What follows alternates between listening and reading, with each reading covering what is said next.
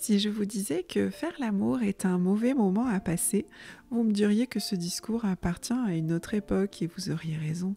Mais l'enfantement, la naissance du bébé, qui demande les mêmes conditions que pour faire l'amour afin de se dérouler de façon fluide, devrait être vu, lui, comme un mauvais moment à passer ? Aujourd'hui, la naissance des humains ressemble dans l'inconscient collectif à quelque chose d'effrayant, devant être contrôlé, mesuré, surveillé. Un moment qui serait forcément désagréable à vivre.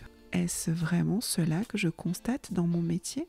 Je me présente, je m'appelle Joanne, je suis doula, accompagnante non médicale à la naissance, et depuis plusieurs années, je suis témoin de la naissance de bébés, mais aussi témoin de la naissance de nouveaux parents. À chaque fois, j'ai pu me rendre compte de la transformation qui s'opère chez les parents. Et ce qui m'interpelle le plus, c'est le vécu des parents lors de cette expérience si unique. Et parfois, ce vécu n'est pas celui qu'on pourrait imaginer si on s'en tient uniquement à l'aspect technique du déroulé de la naissance.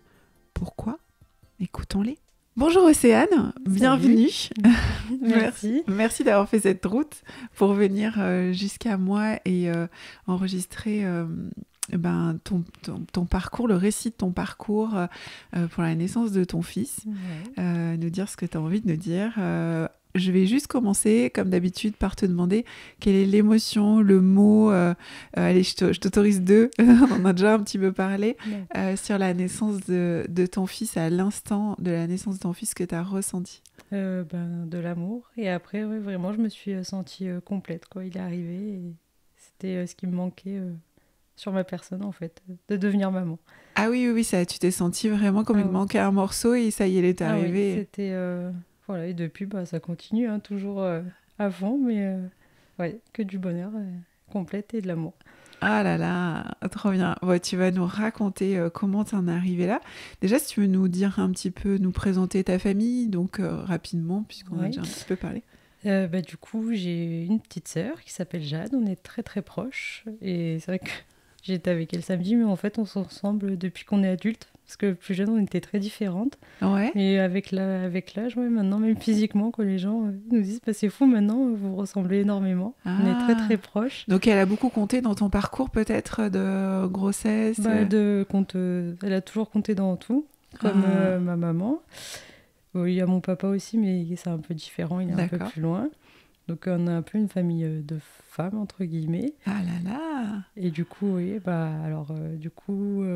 le papa de Jules, on s'est décidé à se compléter avec un petit garçon, enfin, un petit enfant. Parce qu'à l'époque, ça faisait longtemps que vous étiez ensemble, donc avec le papa ? Non, ça faisait 1 an et demi. On s'est décidé assez rapidement. On a tout fait très rapidement. Quand on s'est décidé, ça s'est fait rapidement parce que j'ai arrêté la pilule et 6 jours après, j'étais enceinte. Oh là là. Donc quand j'ai fait un test, je me suis dit, bon, t'as mal au sein, mais c'est juste le temps vu que t'as arrêté la pilule, le temps que tout se remette en route. J'ai posé le test et j'allais partir au travail. Je suis passée devant et j'ai fait, non, en fait, non, c'est positif. Waouh. Du coup, je l'ai annoncé au papa le soir. Oh. Qui ne m'a pas forcément cru au départ. Parce que du coup, on pensait que ça prendrait un peu plus de temps. J'avais eu un petit souci de santé. On m'avait dit, ça prendra peut-être un peu plus de temps. Et du coup, il m'a regardé, il m'a dit, mais ça voulait dire quoi, plus de temps, du coup? Du coup, ouais, on l'a... Donc, sur les chapeaux de roue, ça a commencé... Du coup, on l'a appris en septembre.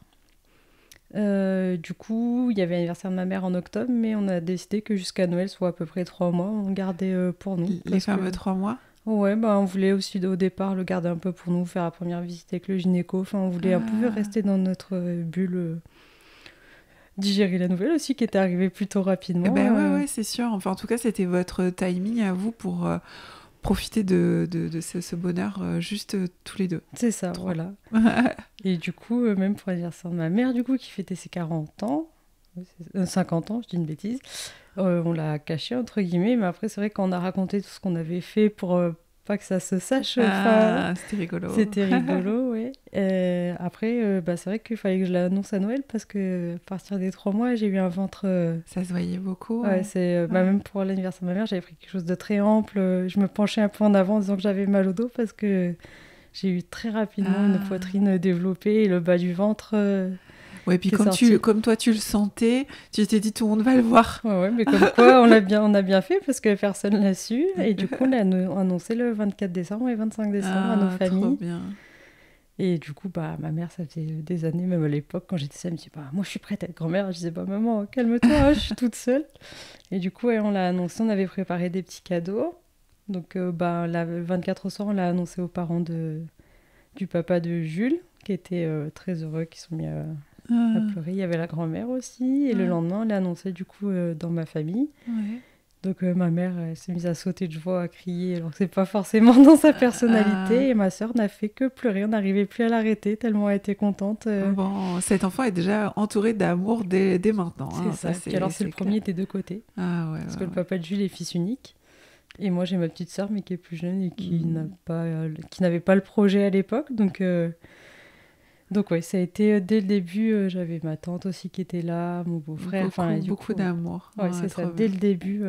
Et la grossesse se passe comment au niveau médical, tout ça Grossesse parfaite. Parfaite. Aucun mot de grossesse, mais vraiment rien de rien. Ouais. Même en arrivant à la maternité, à la fin, la sage-femme, bah, du coup, elle faisait un petit peu le point avec moi. Bah, bon, il y avait le dossier, mais elle me disait, bah, vous avez eu ça. Je sais pas, non. Elle me dit, vous avez quoi? Je dis, bah, un bébé. Voilà. Voilà, tout simplement, en fait. C'est fluide. Ouais. Ouais, c'était fluide. Bon, super. Et t'avais quoi comme projet? T'étais informée de quoi au niveau de la naissance? T'as fait quelque chose en particulier pour ta préparation? Du coup, bah, après, moi, j'étais un peu passée pour mes études d'infirmière parce que j'ai fait tous mes stages avec les enfants. Donc, j'ai fait la pédiatrie 2 fois, la maternité, l'usque pédiatrique, les urgences. Donc, moi, j'avais vu de loin un petit peu le monde de l'enfant, mais pas de la naissance, on va dire. Ouais. J'avais fait mon mémoire aussi sur l'impact de l'accueil et de la communication avec les parents enfants soignants. Mais c'est génial, ça. Donc, ouais, j'avais fait un peu de lecture aussi sur tout ça. Ah ouais, la communication, c'est hyper intéressant. Ouais, et aussi l'impact de l'accueil, le premier contact, qui peut être très, très important. Et on l'entend dans les podcasts, hein, des fois, il y en a qui sont sortis il n'y a pas très longtemps, sur vraiment les mots qui sont choisis. Alors, parfois, évidemment, sans vouloir blesser, mais c'est hyper important ce que ça peut faire sur une femme qui enfante. Donc, ouais, c'est très, très intéressant. L'attitude physique aussi, des fois, ce qu'on peut renvoyer sans le vouloir. Ouais. Du coup, ouais, j'avais fait ces lectures. Après, quand j'ai su que j'étais enceinte, j'ai dévoré tout ce que je pouvais trouver, que ce soit en lecture, même sur Internet. Après, ce qui a été un peu particulier, entre guillemets, pour ma grossesse, c'est qu'en fait, j'ai été arrêtée à 6 mois. Parce que apparemment j'avais le travail qui commençait un petit peu. Il m'a dit, si je vous arrête pas, dans un mois, vous arrivez et vous serez en train d'accoucher. Il me dit, vous avez des contractions? Je dis, je n'ai jamais senti que j'avais quoi que ce soit. Et en fait, je suis infirmière au bloc opératoire, donc on brancard, donc pousse les brancards, on installe les patients. Et il m'a dit, en fait, je vais vous arrêter parce que on va pas prendre de risques. Il y a une modification peut-être au niveau de ton col. Oui, c'est ça, le col avait commencé à travailler. D'accord. Donc il m'a arrêtée. Et puis en plus, à l'époque, c'était l'arrivée du Covid.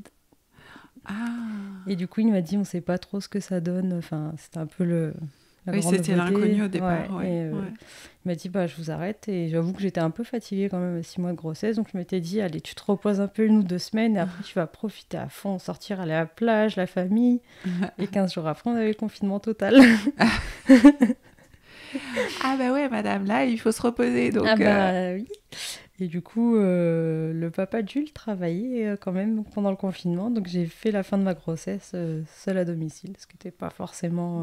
Ouais, c'était pas le plan au départ. Bah non, puis on va dire que même si j'avais les appels, les visios avec la famille, les journées des fois étaient un peu longues. Et puis du coup, forcément, je lisais beaucoup de choses. Mais après, on est sur la naissance de bébé. Et puis après... on arrive à la mort subite du nourrisson. Enfin, du coup, ouais, moi, j'ai eu un peu des angoisses. Il y a tout et n'importe quoi, puis c'était une période angoissante aussi. Oui, après, moi, j'étais pas spécialement angoissée, parce que j'étais à la maison, je voyais personne. Ouais, ok. Voilà. Mais du coup, c'est vrai que, ouais, il y a eu des moments... Il y a une fois où je suis à la maternité, parce que je le sentais pas bouger, et qu'en plus, en étant seule à la maison, en tournant en rond, c'est un peu... Ouais. Tu t'étais concentrée dessus, du coup. Oui. Ouais. Et puis de toute façon, j'avais appelé, elle m'a dit, là, vous prenez pas de risque, vous venez. Puis je suis arrivée, elle m'a mis le monito, elle m'a dit, écoutez, c'est son cœur. Alors là, ça a été le grand soulagement. Ma mère, confinement, qui n'avait pas forcément le droit, je le dis, maman, qui était descendue de Brignoles, parce que le papa de Jules pouvait pas, il était en train de travailler. Elle m'a dit, je m'en fiche, je me fais contrôler, c'est pas grave, mais je viens. Elle était venue jusqu'à la maternité. Et puis sa femme qui était super cool, l'avais laissée rentrer du coup là où j'étais pour qu'elle puisse venir avec moi. Et comme ça, du coup, on s'était vu. Ouais, parce que oui, on ne pouvait pas se voir. C'était ah là là, ouais, c'est dur. Il y a eu des moments vraiment difficiles pour les jeunes parents, pour les futurs parents, parce que pour aller faire les échographies et tout, c'était compliqué de faire à deux. Le papa de Jules, il a pu venir sur Il a pu venir à la seconde échographie, du coup. Ouais. On était censé apprendre le sexe, mais durant ma grossesse, en fait, la seule chose qui était un peu négative, c'est que j'ai attendu des résultats génétiques. Ah, d'accord. Ouais. Et en fait, parce que je l'avais annoncé à mon gynéco, il m'avait dit non, mais on a le temps, parce que ça remontait à 2 générations. D'accord. Donc on a annoncé la grossesse, et genre la semaine d'après, branle-bas de combat, rendez-vous avec la généticienne qui me dit c'est pas sûr que vous puissiez garder votre grossesse. Ouais, ça j'aurais voulu le savoir un petit peu avant qu'on l'annonce à tout le monde. Wow, mais c'est violent. Elle m'a dit vous avez une chance sur 2 pour qu'il soit malade. Du coup, j'ai fait une prise de sang. Dis-moi, il y a quand même des choses dans cette grossesse. Tu me dis, c'était un long fleuve tranquille. Oui, mais après, voilà, j'ai vécu. Avec a posteriori, finalement, tu l'as tricoté en fait cette histoire-là. Tu l'as, comment dire, tu sais, on vit les choses sur l'instant et puis après moi j'appelle ça on tricote tout ce qu'on a vécu et on en sort quelque chose d'autre en fait au final, tu vois. Mais tu me montres quand même des points, t'as vécu des choses vachement intenses quand même. Ouais, après c'est vrai qu'il y a eu 15 jours d'attente du coup où j'attendais. En fait, si c'était un garçon, il pouvait être porteur de la maladie, il l'a développé. Si c'est une fille, on peut être porteuse, mais ne pas la développer. Donc, on a appris le sexe via les résultats génétiques.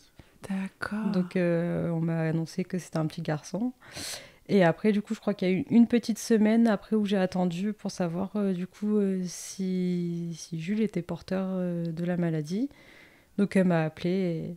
Elle m'a dit, j'ai eu le résultat à l'instant, elle avait le papier dans la main, elle me dit, je sais que c'est long, mais je vous annonce que du coup, il n'est pas porteur, vous n'êtes pas porteuse, donc je sais que par la suite, je pourrais pas... Enfin, si j'avais une seconde grossesse, j'aurais pas besoin de...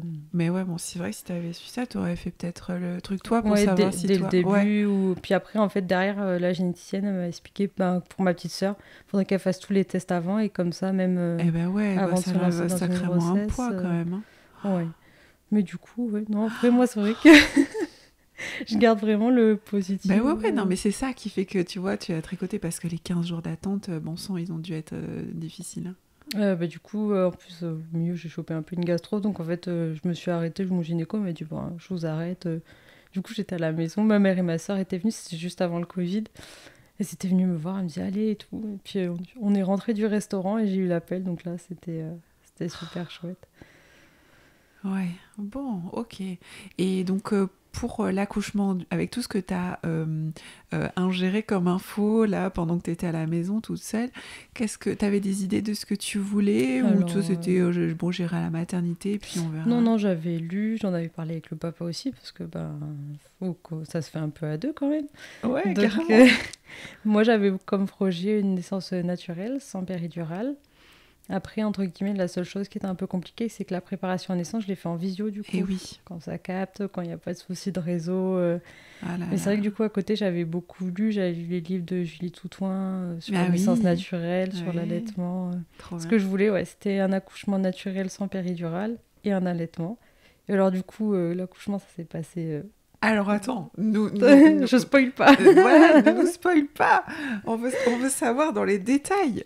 Comment ça... Déjà, fin de grossesse, donc tu nous as tout raconté, voilà, tu continues à t'informer, tu as ton projet, voilà, avec le papa, vous êtes raccord, il sait ce que tu veux, il sait que... Voilà, ok. Et donc, comment ça se déclenche cet accouchement? Parce qu'on aime bien savoir comment ça se passe. Ouais. Alors, c'est vrai que du coup, je suis grande, le papa fait 1m90 et bien aussi. Donc, moi, dès le 7e mois, on m'a parlé de déclenchement. Parce qu'on partait sur un gros bébé, entre guillemets. Ah, les fameux gros bébés. Ça nous avait manqué. Parce qu'il était estimé à plus de 4 kilos. Donc après, jusqu'au 8e mois de grossesse, j'étais tranquille, sachant qu'on m'a dit que le col allait travailler. Je faisais ma vie, mais je veux dire, j'allais pas forcer ou faire... Et à partir du 2 juin, donc l'anniversaire du papa, J'ai dit, bah là, je fais ma vie, c'est-à-dire que j'allais faire mes courses parce qu'on était sortis du confinement. Je portais les courses, je prenais la voiture. Il devait être à terme quand? Le 3 juillet. D'accord, donc à partir du 2 2 juin, un mois avant, tu te voilà. dis, bon, allez, c'est Je bon, vis maintenant, vraiment je fais normalement. ma vie. Ouais. Et du coup, bah, il n'avait pas envie de sortir, entre guillemets. Donc, enfin, moi, ça me stressait pas plus que ça. Ma mère, elle m'a dit une phrase toute mignonne et que j'ai répété à une copine il y a pas longtemps. Elle disait, mais c'est parce qu'il fait les finitions, tu verras, il va sortir et il sera parfait. Ouais, c'est ça, c'est ça. Et du coup, bah, je crois une semaine avant le 3 juillet à peu près, j'avais rendez-vous avec la sage-femme qui me reparle de déclenchement. Elle m'a dit, par contre, vous, on ne pourra pas vous laisser trop dépasser. J'étais, oh, oui, bon. Et du coup, le 2 juillet au matin, je me suis réveillée très tôt. Alors pourquoi? Alors que je suis une très grande dormeuse, je ne sais pas.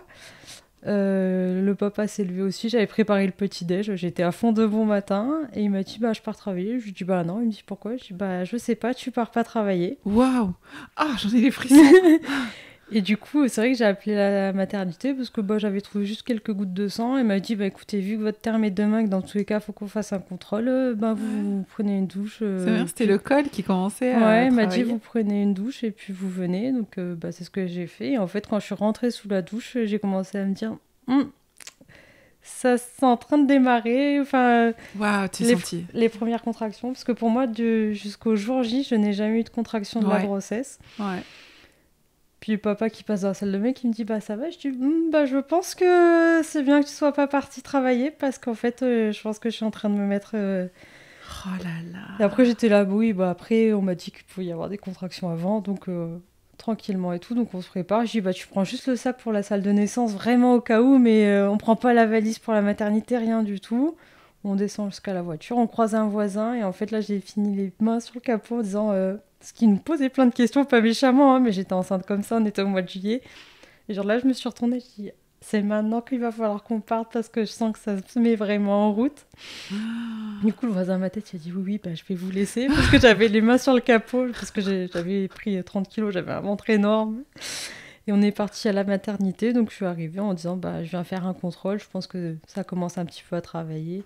Mais vu que j'avais lu que des fois ça pouvait prendre du temps, donc je m'étais pas... Voilà, on est parti plutôt serein. On a pris une photo avant de partir en rigolant, en disant bah, peut-être que ce sera la dernière photo, on sera tous les deux.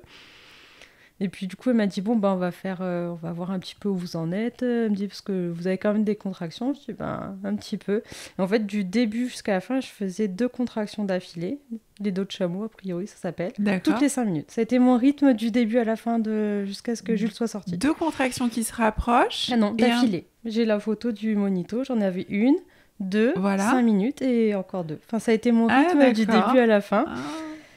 Et du coup, elle me dit, bon, bah, je vous examine. Je dis, bah oui, on a parlé un peu du projet de naissance. Elle me regarde, mais elle me dit, mais madame, vous êtes à 2. Je dis, bon, bah, parfait. Enfin, très bien. Okay. Elle me dit, vous voulez quoi? Elle me dit, j'ai la salle de naissance naturelle qui est libre. Je dis, bah, feu, c'est parti, on y va. Elle me dit, je vous fais couler le bain. Allez, c'est parti. J'ai essayé le bain, mais je pense qu'il y avait peut-être pas assez d'eau entre guillemets parce que j'avais de l'eau vraiment jusqu'au bas-ventre et du coup vu que je suis grande j'arrivais pas à me caler, enfin c'était pas... il y a pas d'intérêt, c'est pour avoir le ventre dans l'eau chaude la baignoire. Du coup entre-temps le papa était sorti fumer une cigarette parce que le temps qu'on s'installe il me dit bah écoute je descends vite fait, je dis oui il y a pas de souci. Je dis bon je vais sortir parce que c'était pas confortable pour moi, j'arrivais pas à me caler, c'était pas ton endroit. Et la sage-femme rentre à ce moment-là et en fait j'avais les 2 contractions qui arrivaient, donc j'avais un pied sur l'escabeau, un pied dedans et j'étais arrivée, elle me dit mais qu'est-ce que vous faites madame, enfin appelez-nous, vous êtes toute seule en plus. Je dis non mais ça va aller. Et du coup après j'ai fait tout ça, je crois que c'était vers 9h, on est arrivé à 8h, donc je dis je vais faire du ballon, mais c'est pareil, j'étais grande et j'avais pas emmené mon ballon et je pense que c'était un ballon taille S, donc en fait le ballon ça allait pas non plus. J'étais très basse, en fait j'étais plus basse que mes genoux, donc c'était pas confortable non plus.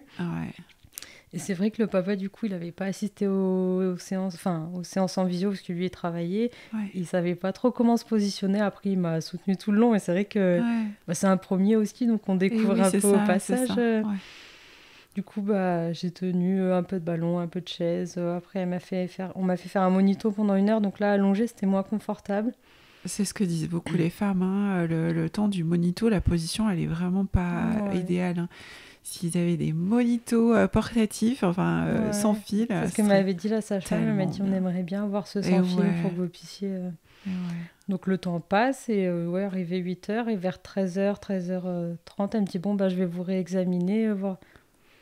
Et là, au bout de... Du coup, ça faisait, ouais, on va dire pratiquement 6h. Elle me dit, vous êtes à 2,5. Je dis, mais ça va pas être possible. J'ai dit, mais si vous me dites que j'ai fait 0,5 en 6h, je vais pas tenir. En plus, j'avais très peu déjeuné le matin. Je sais pas pourquoi j'étais dans l'euphorie. Et Mon corps a oui. dû savoir que je commençais à avoir faim. Elle me dit, bah, vous pouvez pas manger, pas boire. Et du coup, j'ai regardé le papa et j'ai dit, bah, c'était pas mon projet, Mais mais... attends. On fait un petit arrêt Ouais. là-dessus.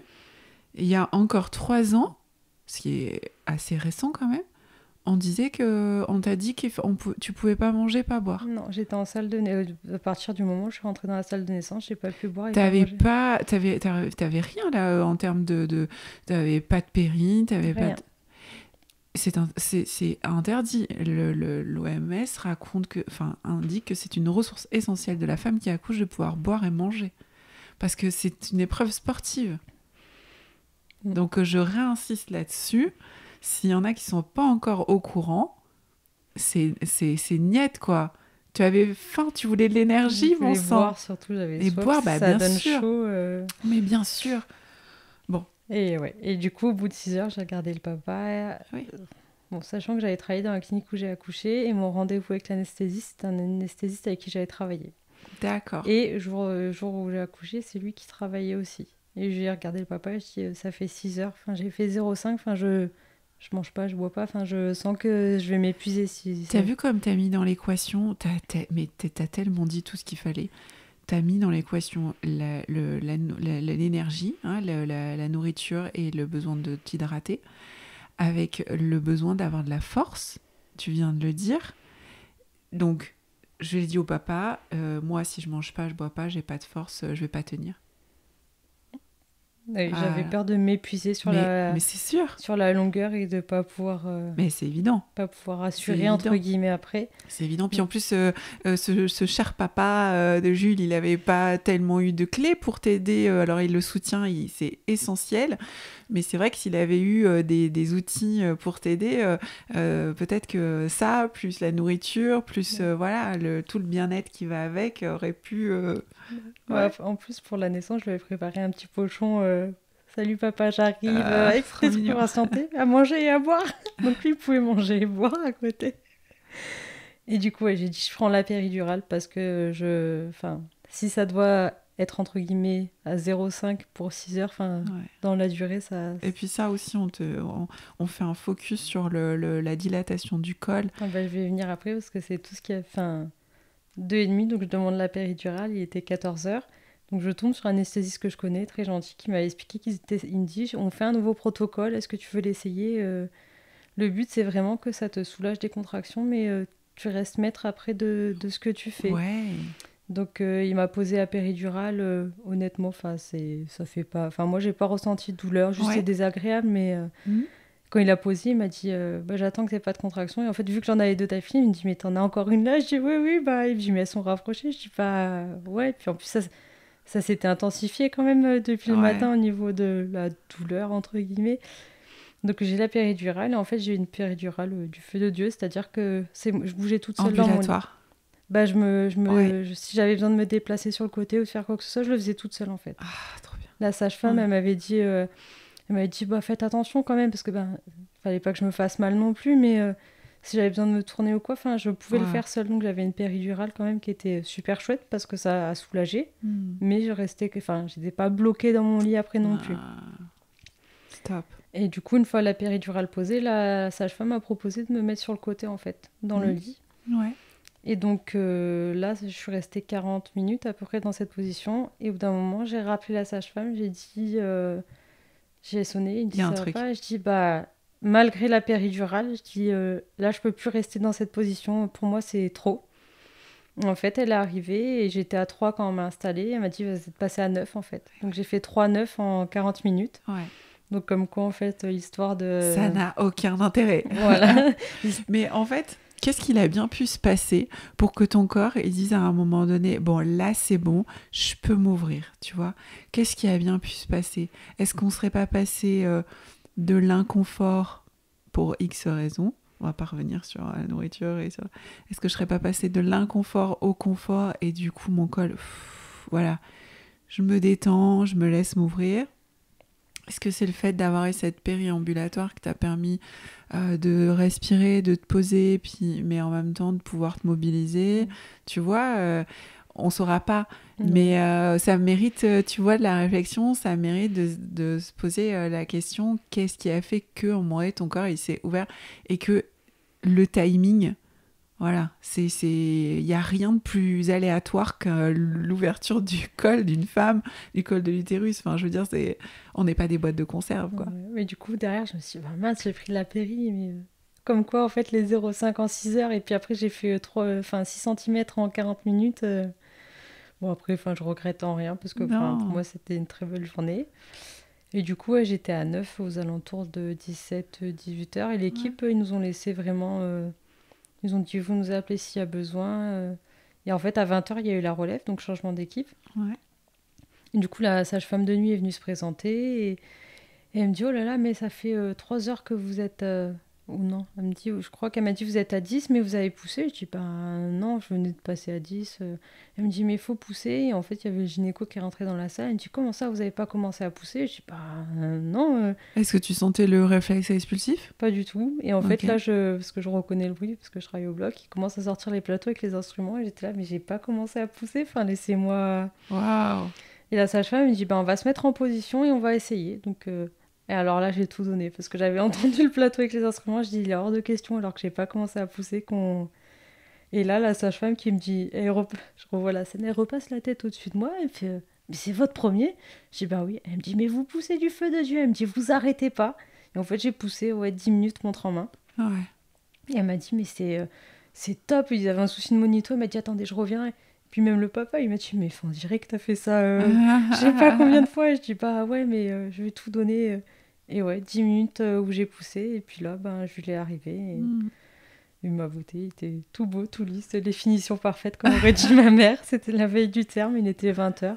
Donc à 8h, on va dire, 8h, on est parti de la maison, on arrivait à la maternité. Moins de 12 heures après, je l'avais dans les bras. Aucun souci. Et du coup, trop bien, plein d'émotions. Quels sont les éléments, selon toi, qui t'ont amené comme ça à avoir un bon vécu de l'accouchement? Qu'est-ce qui était le plus satisfaisant, peut-être? Je pense que du coup, j'avais eu pas mal de temps pour me renseigner auparavant, déjà, au vu du dernier trimestre de ma grossesse. Donc l'information que tu as reçue? Ouais, et je m'étais préparée à tout. C'est-à-dire que je m'étais dit, j'aimerais un accouchement naturel. Si besoin, il y a la péridurale. S'il y a besoin, il y a des instruments. Si besoin, il y a une césarienne. Enfin, je m'étais préparée à toutes les possibilités, dans le sens où la seule chose, c'était que faudrait que mon fils arrive en bonne santé et que pour moi, ça se passe au mieux aussi. Ouais, tu avais quand même conscience que c'était important que pour toi, parce que oui, on dit toujours, ouais, l'essentiel, c'est mon enfant soit bien et tout, machin, mais tu avais quand même conscience que l'importance aussi, pour avoir un bébé qui va bien, c'est d'avoir toi quand même vécu une expérience la plus satisfaisante possible. Ouais. Après, tu avais cette information aussi de ton métier. Oui. De par ton métier, tu avais aussi connaissance de tout ça. Donc, tu étais quand même pas mal en terrain connu. Après, oui, c'était la clinique où je travaillais. Donc, je connaissais. J'étais retombée sur un anesthésiste avec qui j'avais travaillé. Donc, tu avais confiance en ces personnes? Oui. Puis, je veux dire, les sages-femmes, moi, je les avais pas vues auparavant, l'équipe sage-femme, parce que je travaillais au bloc, mais en bas. Et, les deux sages-femmes, il y a eu un bon retour. Je veux dire... je me suis dit, je peux faire confiance, quoi. Il n'y a pas de souci. Parce qu'après, au premier contact, j'ai pas eu de mauvaise impression, quoi. Je me suis dit, allez, c'est une belle journée. On va devenir parents. On y va, quoi, tranquille. Donc, tu as eu l'information en amont. Tu as été bien entourée au moment de la naissance. Est-ce que tu as été informée aussi de ce qui se passait au moment de la naissance, je veux dire, pendant l'accouchement? On t'a expliqué les choses, on t'a... La sage-femme, on aurait dit un coach, quoi. Elle m'encourageait à fond. Allez-y, continuez, c'est super ce que vous faites. Enfin, ouais, et puis au fur et à mesure, elle m'a formée. Et puis alors, j'avais prévenu papa, j'avais dit, toi, tu restes à mon épaule, je veux pas que tu passes devant. C'était mon choix, mais du coup, pareil, il était au niveau de mon épaule, et puis tout le monde était ouais, dans une dynamique. Tout le monde était à sa juste place. Ouais, et Voilà, puis, donc tu voulais avoir le papa ici à côté de ton oreille, à côté de ton épaule, puis tu voulais cette coach sage-femme ouais, ça a en été face. super chouette. Ouais. Et puis, ouais. Et c'est ces éléments-là qui ont fait que principalement tu as un super vécu, quoi. Peut-être aussi d'avoir pu faire ces choix-là aussi, qu'on t'ait proposé cette péridurale ambulatoire, et donc tu as fait ce choix-là de la prendre, et tu t'es sentie à l'aise dans la prise de décision en conscience. Ouais, du début à la fin, j'étais en accord avec ce que je voulais. Ouais. Presque les jours d'après, j'ai été... Enfin, pour moi, c'était passé trop vite, quoi. Enfin, j'étais...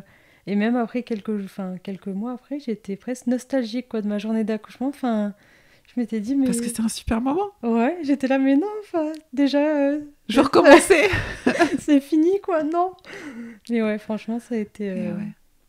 que des bonnes ondes, enfin, super chouette. Est-ce qu'on peut appeler ça un accouchement en conscience Ouais, de ce qui s'est passé, vraiment en pleine puissance de toi-même, péridurale ou pas, peu importe, ce n'est qu'un outil, et tu étais clairement en puissance de toi-même, hein. Tu dis, en plus, j'ai poussé, j'ai donné tout ce que j'ai pu, donc tu t'es vraiment sentie puissante.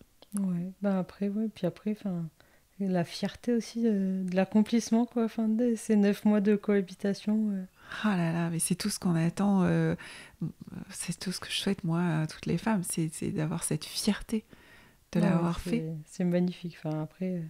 Puis après, alors, enfin, moi, j'ai plané longtemps, hein. Ouais. Ah, t'as eu une telle dose d'ocytocine Ah que ça ouais. t'a shooté pour... Après, j'ai allaité, mais franchement, j'ai allaité 8 mois, et je pense que, ouais, jusqu'au 9e mois, je le disais, hein, moi, laissez-moi, hein, je suis encore...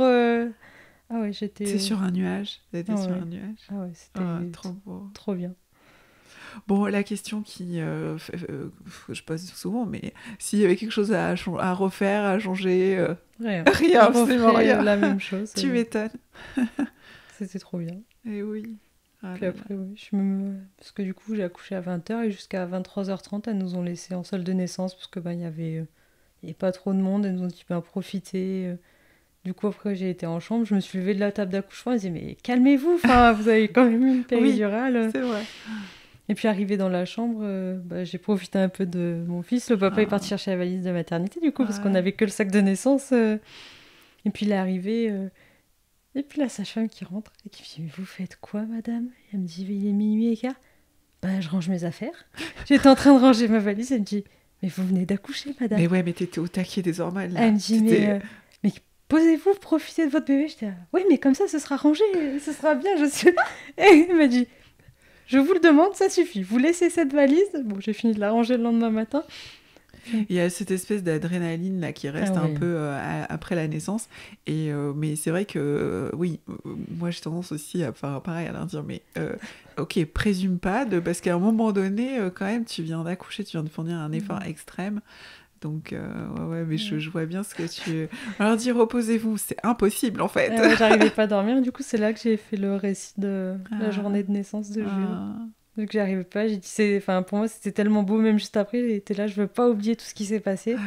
Donc, j'ai dit, je note. En plus, papa avait pris des photos à plein d'endroits. Donc, j'ai le petit récit avec les photos au milieu.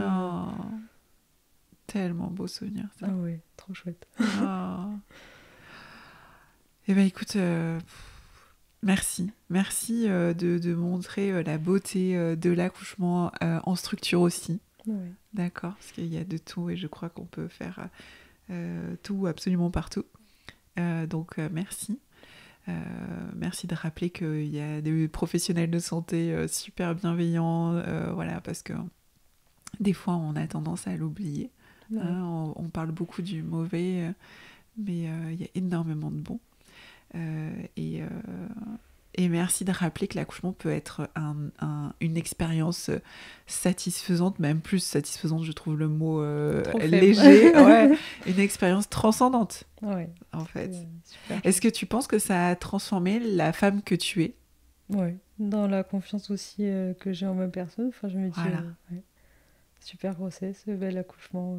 Je suis maman, j'ai mon fils. Ça donne, ça donne du peps et de la confiance en soi aussi, hein, après, Voilà, en c'est tant ça. que femme. Ouais. Ouais, ça transforme pour la suite. Tu te sens pleinement confiante aussi dans ton rôle de mère. Bah après, ouais, il y a des jours où j'ai un peu des doutes quand même, Ouais, hein.